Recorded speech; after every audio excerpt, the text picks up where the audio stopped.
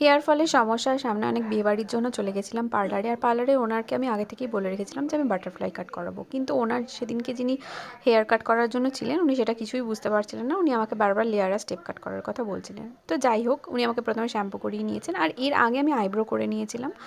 আমার স্কিনটা একটু পাতলার জন্য আইব্রোর চারিধারে যে স্কিনটা ছিল ওটা একটু কাট হয়ে গেছিলো। তো যাই হোক, এবার উনি আমার চুলটা কাটতে শুরু করবেন। তো ওনার মধ্যে এতটুকু প্রফেশনালিজম ছিল না, এবং আমি জানিও না ওনার কতটা এক্সপিরিয়েন্স বা কিছু। তো উনি আমার চুলটাকে মানে যেখান থেকে পারছিলেন সেখান থেকে কাটছিলেন, কোনো ঠিকমতো সেকশনও করেননি, ক্লিপ দিয়ে আটকানো বা কিছু। মানে এতদিন চুল কাটার পরে যে এক্সপিরিয়েন্স আছে, আমি ওনার মধ্যে সেসব কিছুই দেখতে পাচ্ছিলাম না। ওনার ব্লো ড্রাই করার কায়দাটা দেখলেই আপনারা বুঝতে পারবেন যে উনি কতটা প্রফেশনাল আর কতটা ওনার এক্সপিরিয়েন্স।